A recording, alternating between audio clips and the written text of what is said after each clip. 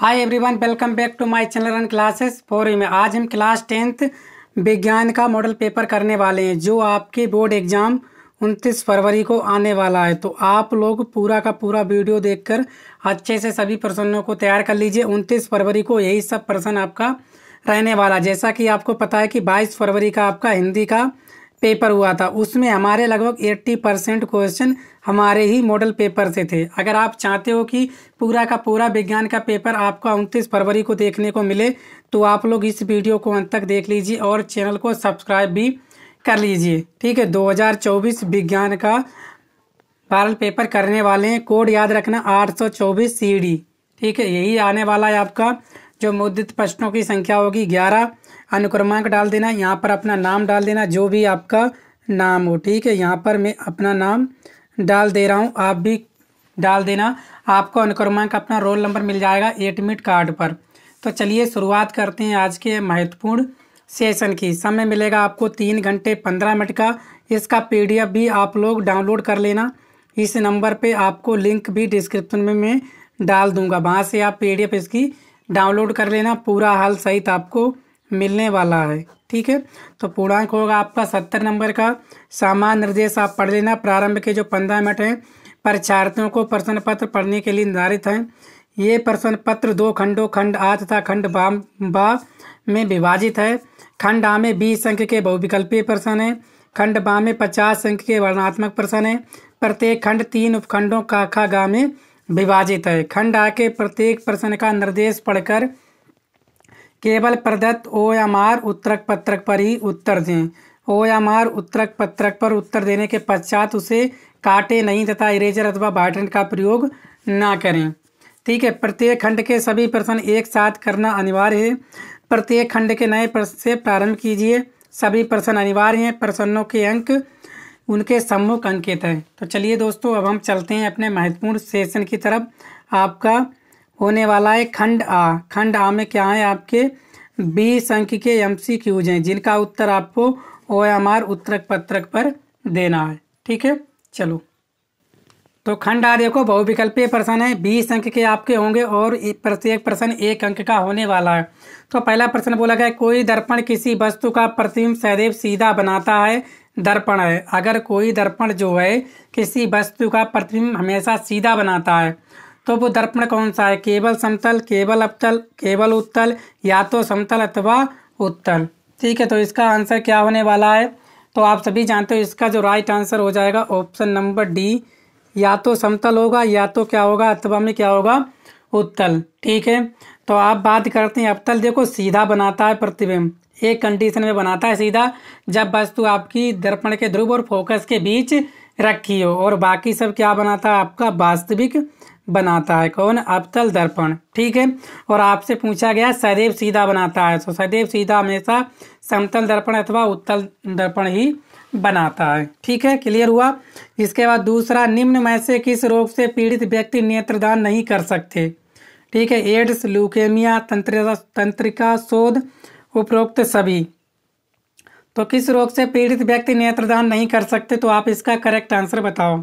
ठीक है ना, तो देखो, अगर एड्स है तब भी व्यक्ति आपका जो है नेत्रदान नहीं कर सकता।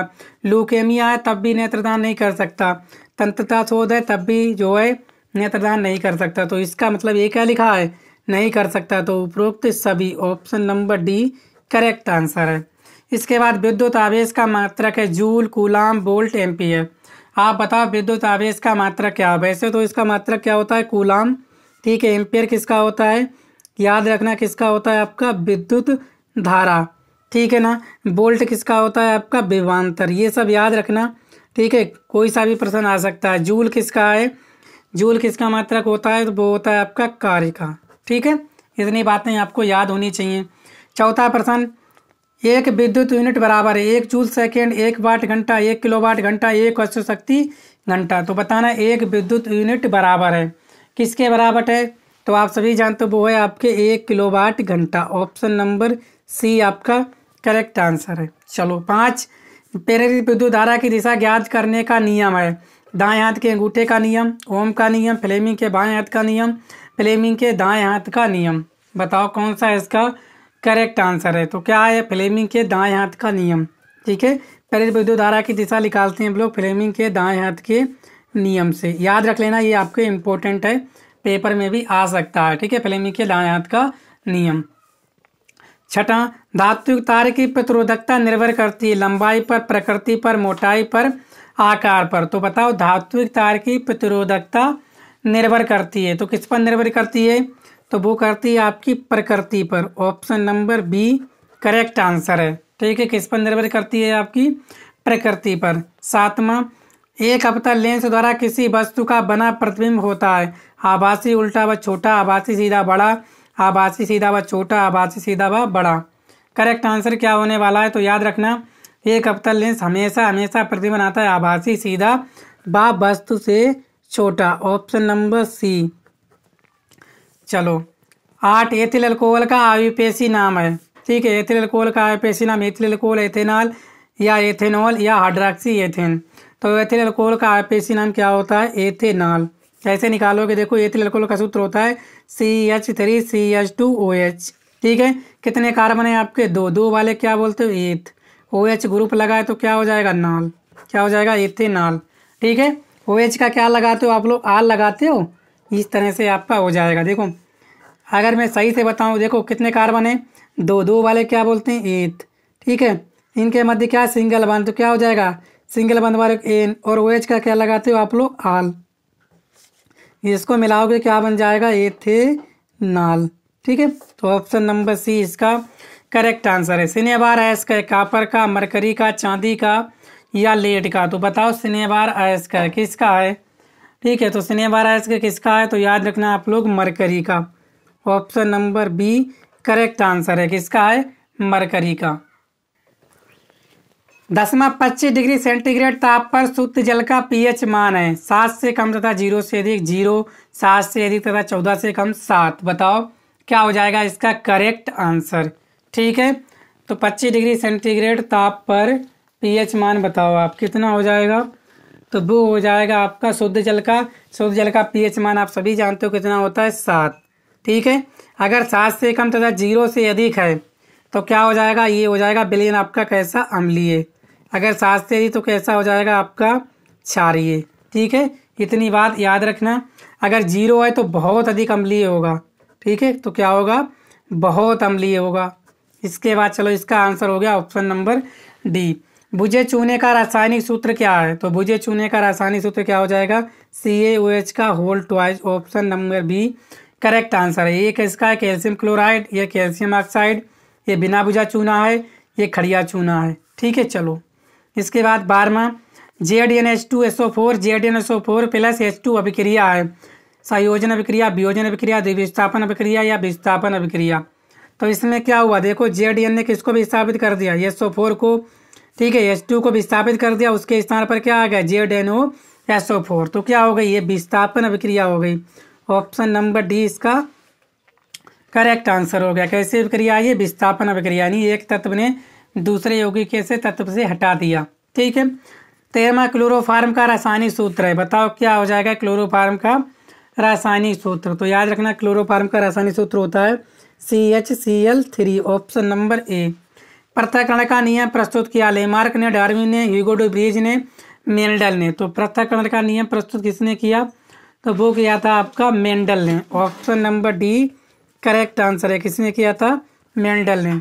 मनुष्य में गुणसूत्र की संख्या होती है, कितनी होती है मनुष्य में गुणसूत्र की संख्या? बताओ। ठीक है, तो मनुष्य में गुणसूत्र की संख्या तो कितनी होती है? 46 होती है। ठीक है, चलो निम्न पराकोष पाए जाते हैं? ब्रादल, परागण, अंडाशय, अंडप। अंडप। बताओ, पराकोष पाए जाते हैं किसमें? आपके पराकोष पाए जाते हैं तो परागण में पाए जाते हैं आपके पराकोष। Option number B. मनुष्य के मस्तिष्क का कौन सा भाग सर्वाधिक विकसित है? सेरिब्रम, सेरिबेलम, डायंसेफेलॉन, इनमें से कोई नहीं। तो कौन सा सर्वाधिक विकसित भाग है? तो ये आपको बताना है। बताओ कौन सा है? ठीक है, तो वो है आपका सेरिब्रम। ऑप्शन नंबर ए बिल्कुल करेक्ट आंसर है। क्रम रूपी परिशेषिका भाग है? क्षुद्रांत का, वृद्धांत का, सीकम का, कोलन का। क्रम रूपी परिशेषिका भाग किसका है? आपका सीकम का। Option number C correct answer है। इसके बाद 19 बताओ, पेप्सिन है? वसा, एंजाइम, हार्मोन, विटामिन। तो पेप्सिन क्या है तो ये आपको बताना है। तो आप सभी जानते हो जो पेप्सिन है तो वो क्या है, तो पेप्सिन आपको पता चल गया होगा क्या है। तो पेप्सिन आपका है ऑप्शन नंबर ए बिल्कुल करेक्ट आंसर, वसा।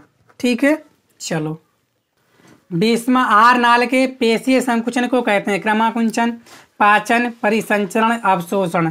तो क्या कहते हैं, याद रखना आप लोग, क्रमाकुंचन कहते हैं, ऑप्शन नंबर ए। क्लियर हो गया। तो 20 अंक के आपने बहुविकल्पीय प्रश्न कर लिए, तो उम्मीद करता हूँ आपने 18 से 19 सही कर लिए होंगे, क्योंकि पेपर ऐसा ही आएगा आपका 29 फरवरी को। 27 फरवरी को गणित है, कल गणित का भी मैं मॉडल पेपर लेकर आने वाला हूँ। अब खंड बा करेंगे, वर्णनात्मक प्रश्न हो गए उपखंड का। ठीक है, कितने अंक का पहला प्रश्न है, 4 अंक का।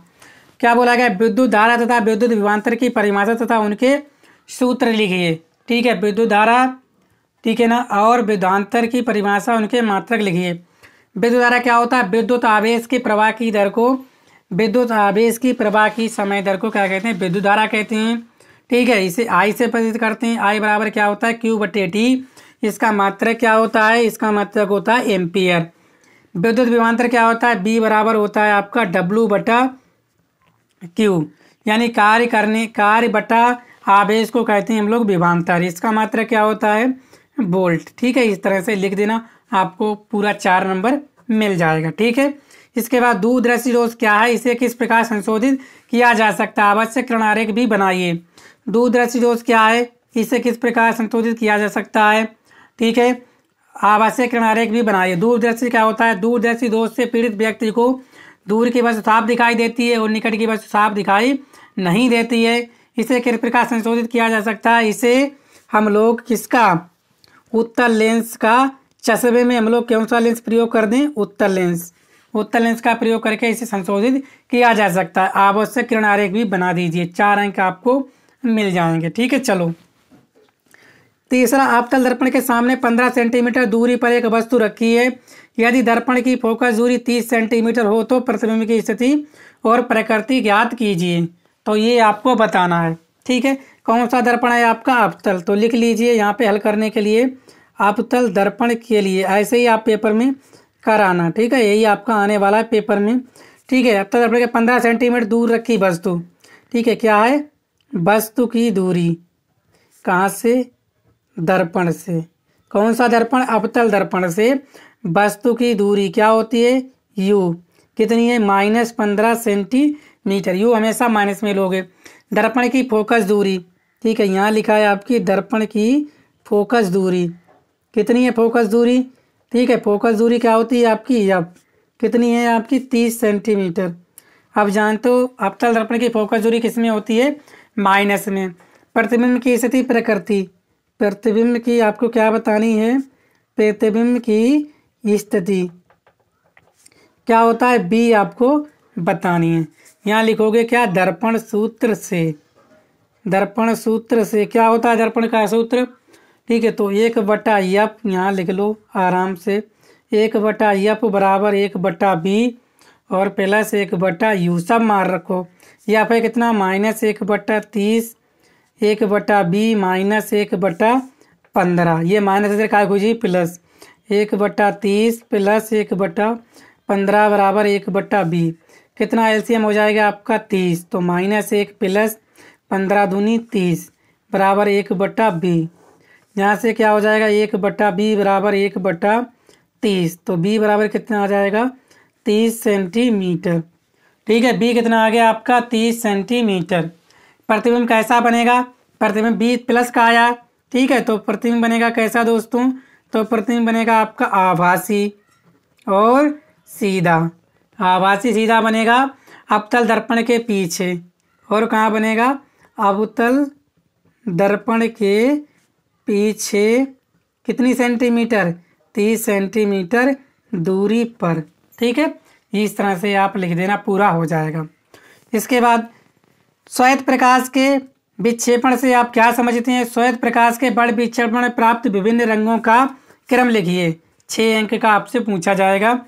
अथवा में आप ये कर सकते हो कि 2 बल्ब जिनमें से एक पर 100 वाट 220 वोल्ट तथा दूसरे पर 60 वाट 220 वोल्ट अंकित है, विद्युत आपूर्ति 220 वोल्ट के साथ समांतर क्रम में जुड़े हैं, विद्युत मेन से कितनी धारा ली जाएगी, प्रत्येक बल्ब का प्रतिरोध, उनका तुल्य प्रतिरोध तथा उनसे ली गई अलग अलग धारा का मान बताइए। ये आपको बताना है।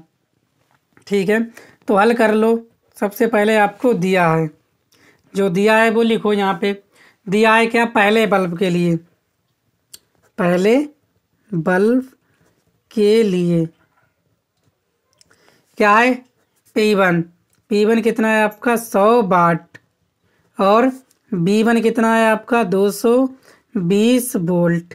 इसके बाद हो गया आपका, यहाँ से निकाल लो आप प्रतिरोध। ये तो बोला गया है कितनी धारा ली जाएगा, तो प्रतिरोध था उनका तुल्य प्रतिरोध।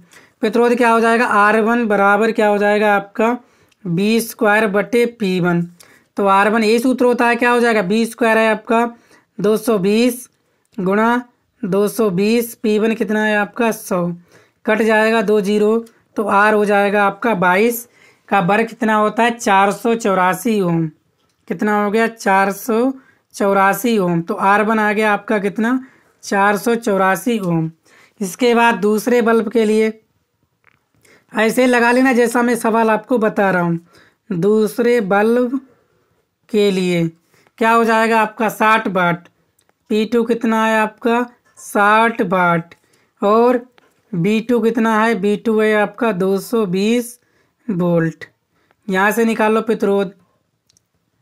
ठीक है, प्रतिरोध R2 कितना हो जाएगा, फिर वही V2² बटे P2। यहाँ पर यही करते, ठीक है, V2² बटे P2, कोई दिक्कत नहीं। चलो यहाँ से R2 कितना हो जाएगा B² कितना 220 गुणा 220 बटे P2 कितना है 60, 1 जीरो से 1 जीरो, कितना आ जाएगा, कितना आ जाएगा बताओ। ठीक है, तो कितना आ जाएगा, यहाँ पे देखो 22 22 कितना होता है 484, तो R2 हो जाएगा आपका 484 जीरो और बटे 6 ओम। लो R2 भी आ गया। ठीक है, तुल्य प्रतिरोध आपके R2 आ गया। ये यहाँ से हमने निकाला, देखो गुणा कर ली, कितना हो गया 484, 1 जीरो ये बटे कितने 6 आ गया R2। अब आपको क्या बताना है, तुल्य प्रतिरोध। तुल्य प्रतिरोध दोस्तों, तुल्य प्रतिरोध कैसे निकालोगे, देखो समांतर क्रम में जुड़े हैं, तो 1/R बराबर 1/R1 प्लस 1/R2, तो 1/R, 1/R1 कितना है देखो 484 प्लस 1/R2 कितना है 484, 40 बटे 6 ऊपर चले जाएंगे ये 6, तो 1/R बराबर कितना हो जाएगा 1/484 प्लस 6/48 40, ये हो जाएगा 1/R। एलसीएम ले लो, ये कितना हो जाएगा 48 40 जीरो, एलसीएम हो जाएगा इतना। नीचे वाला यहाँ पे भाग करोगे 10 जाएंगे और प्लस यहाँ पे क्या हो जाएगा 1 गुणा 6, तो 1/R बराबर हो जाएगा, ध्यान देना 10 सौ 6 16 बटे 48 40, तिरछी गुणा करोगे तो क्या हो जाएगा 16R बराबर 48 40। ठीक है, ये हो गया आपका, तो R बराबर कितना हो जाएगा 48 40 बटे 16। ठीक है, ये हो गया आपका R आ गया इतना, क्लियर हो गया। अगर इसको काटोगे तो R 16 तियाँ 48 40 40 हो गए, 16 दूनी 32, पूरे उतारोगे 16 तियाँ 48, जीरो बढ़ाया 16 दूनी 32 और 8 बचे 16 पंजे 80 ओम। तो ये आ गया आपका तुल्य प्रतिरोध कितना 302.5 ओम। ठीक है, ये क्लियर हो गया आपका आंसर। ये हो गया आपका, बताओ हुआ नहीं हुआ आपका। ठीक है, इस तरह से आप लोग कर पाओगे आराम से। इसी प्रकार आप धारा निकालो। ठीक है, पहले बल्ब के लिए धारा, पहले बल्ब के लिए धारा, क्योंकि 6 अंक का सवाल है। आई बराबर क्या हो जाएगा, I1 बराबर हो जाएगा आपका, क्या हो जाएगा बताओ। आई बराबर हो, अगर आप सूत्र लगाओ, देखो पहले बल्ब के लिए P1 आपको कितना दे रखा है 100 वाट दे रखा है, और B1 कितना दे रखा है आपको 220 वोल्ट ये दे रखा है, और आपको R ने निकाला था, हम चाहते हैं तो इससे निकाल लो। P1 बराबर B1 I1, P1 कितना है आपका 100, B1 है 220, I1 आपको निकल 1 जीरो से 1 जीरो, आई गुणा में है तो आई वन बराबर क्या हो जाएगा, ये हो जाएगा आपका 10/22, 2 पंजे 10 11, तो आई वन बराबर हो जाएगा 5/11 एम्पियर। ठीक है, ये आंसर हो गया। इसके बाद I2 निकालोगे, I2 दूसरे बल्ब के लिए कितनी हो जाएगी, यहाँ से देखो। ठीक है, तो क्या हो जाएगा आपका I2 गुणे में तो होगा, यानी P2 और बटे क्या हो जाएगा आपका B2, P2/B2। P2 कितना है देखो, यहाँ पे 60, ये दिख रहा है ना आपको 60, ये 60 और बटा 220, काट लो, 2 3 6 11, तो I2 आ जाएगा आपका 3/11 एम्पियर। बस यही आपका आंसर हो गया। ठीक है, पूरा पेपर आपको मैंने बता दिया कैसे क्वेश्चन करोगे, ऐसे ही आपका एग्जाम में आपको देखने को मिलने वाला है। ठीक है, नेक्स्ट देखते हैं। उपखंड खा, क्या प्लास्टर ऑफ पेरिस का सूत्र लिखिए, इससे जिप्सम कैसे प्राप्त करेंगे। प्लास्टर ऑफ पेरिस का सूत्र लिखना है, क्या सूत्र होता है आपका, तो ये होता है आपका CaSO4 × 1/2H2O। ये हो गया आपका प्लास्टर ऑफ पेरिस, जिसे आप शॉर्ट फॉर्म में बोलते हो POP। इससे जिप्सम कैसे प्राप्त करेंगे, ठीक है, इससे हम जिप्सम प्राप्त करके करेंगे जल से विक्रिया करके। कैसे देखो, प्लास्टर ऑफ पेरिस क्या सूत्र होता है, यहाँ पे देखेंगे CaSO4 × 1/2H2O प्लस अभिक्रिया करा दो 3/2H2O, गिप्स बन जाएगा आपका CaSO4 × 2H2O। तो यही हो गया आपका क्या, जिप्सम। ठीक है, बस जल से क्रिया करा दो आपका जिप्सम बन जाता है। ठीक है, ऐसे पेपर में आप लोग कर देना अच्छे से। ठीक है, इसके बाद निम्नलिखित अभिक्रियाओं को संतुलित समीकरण लिखिए, 4 अंक के। क्या calcium hydroxide plus carbon dioxide gives है कैल्शियम कार्बोनेट प्लस जल। कैल्शियम हाइड्रोक्साइड सूत्र क्या होता है, CaOH का whole twice plus carbon dioxide CO2, क्या बना calcium carbonate CaCO3 plus H2O बन गया। ऐसे ही आपको कर देना, 4 अंक आपको मिल जाएंगे। इसके बाद zinc plus silver nitrate, zinc क्या होता है Zn प्लस सिल्वर नाइट्रेट क्या होता है AgNO3, गिप्स जिंक नाइट्रेट क्या हो जाएगा, जिंक ZnNO3 प्लस Ag। बस आंसर हो गया। ऐसे क्या होता है जब केवल रासायनिक समीकरण लिखिए। एथिल अल्कोहल सोडियम से अभिक्रिया करता है। एथिल अल्कोहल क्या होता है, अभी बताया था हमने, CH3CH2OH प्लस सोडियम से अभिक्रिया करा दी, क्या बनेगा आपका। ठीक है, तो ये बन जाएगा आपका CH3CH2ONA प्लस H2। ठीक है, देखो यहाँ पे क्या हो गया, O नहीं आया। ठीक है, तो यहाँ कितने लगा दो आप लोग, यहाँ लगा दो आप 2, यहाँ भी लगा दो 2, यहाँ भी लगा दो 2, पूरी हो गई बैलेंसी। इस तरह से आप लोग कर लेना। इसके बाद एथिल अल्कोहल को NaOH के साथ गर्म करते हैं, तो एथिल अल्कोहल क्या होता है CH3CH2OH प्लस NaOH के साथ गर्म करो, क्या बन जाएगा आपका। ठीक है, तो क्या बनेगा आपका CH3COONA प्लस H2O निकल जाएगा। ये बन गया सोडियम एसीटेट। ठीक है, नाम याद रखो क्या है, सोडियम एसीटेट। पर आपसे पूछा है केवल समीकरण लिखना है। एसिटिक अम्ल सोडियम हाइड्रोक्साइड के साथ क्रिया करता है। एसिटिक अम्ल फार्मूला क्या होता है, CH3COOH plus sodium hydroxide NaOH, क्या बन जाएगा देखो ध्यान से, क्या बन जाएगा आपका, ये बताना है आपको। ठीक है, क्या बनेगा ये बताओ। तो जैसा अभी ऊपर बना है तो वही बन जाएगा आपका।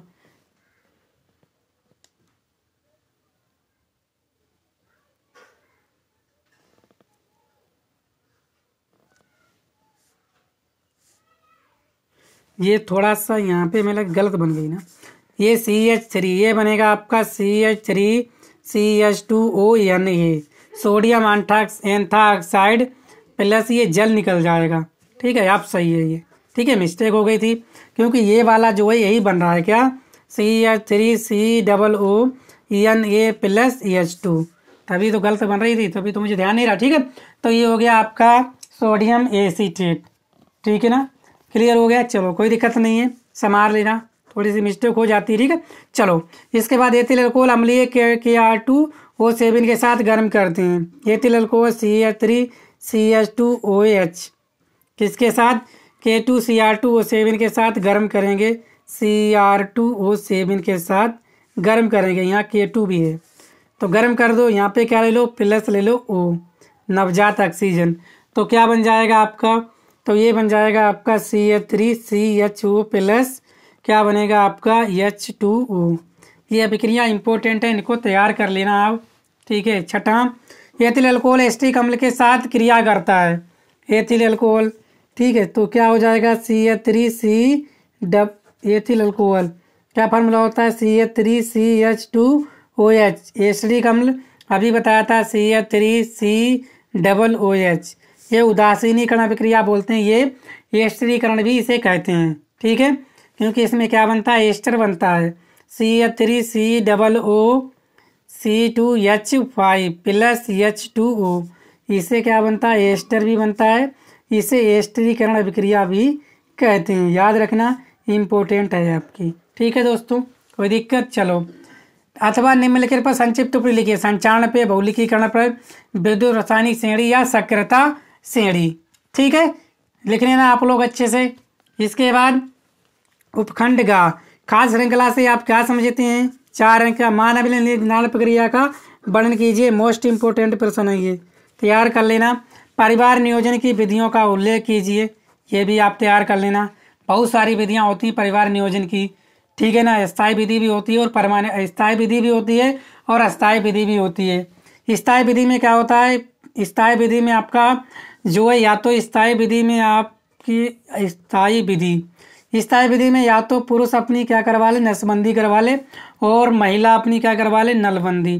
ठीक है, ये आपकी होती है परमानेंट विधि।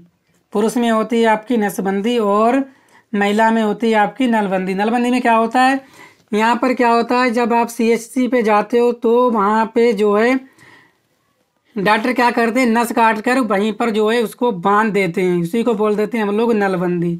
ठीक है, नाम से पता चला होगा, बंदी यानी नस काट के क्या कर देते हैं, जिसमें शुक्राणु वगैरह स्पर्म वगैरह जाते हैं, वो काट कर जो है वहीं पर बांध देते हैं, उसी को बोलते हैं हम लोग नलबंदी। और अस्थायी विधियाँ क्या होती हैं, कोई भी आपकी, ठीक है, गर्भ निरोधन गोली खा ले, जैसे मालाडी हो जाए आपकी। ठीक है, कापट्टी लगवा लेती हैं जाके महिलाएं आपकी CHC पर, स्वास्थ्य केंद्र पर जाकर। ठीक है, ये लगभग आपका कापट्टी चल जाता है, लगभग 10 से 12 साल के लिए हो जाता है एक बार कापट्टी लगवा लेने पर। ठीक है, यही सारी विधियाँ होती हैं, आप लोग लिख देना। इसके बाद मानव के आहार नाल का नामांकित चित्र सहित वर्णन कीजिए। आहार नाल भी आपके लिए मोस्ट इम्पोर्टेंट है, तैयार कर लेना। इसके बाद मेंडल के वंशागति नियमों की व्याख्या कीजिए, ये भी आपका मोस्ट इम्पोर्टेंट है, तैयार कर लेना अपना। ठीक है, आपने नोट्स तो बनाए हुए होंगे, तो इन सभी को आप लोग अच्छे से तैयार कर लेना। वीडियो को शेयर कर देना और चैनल पर पहली बार है, चैनल को सब्सक्राइब भी कर लीजिए। इसकी आपको PDF भी मिल जाएगी, लिंक आपको डिस्क्रिप्शन में दे दिया जाएगा। ठीक है, थैंक यू।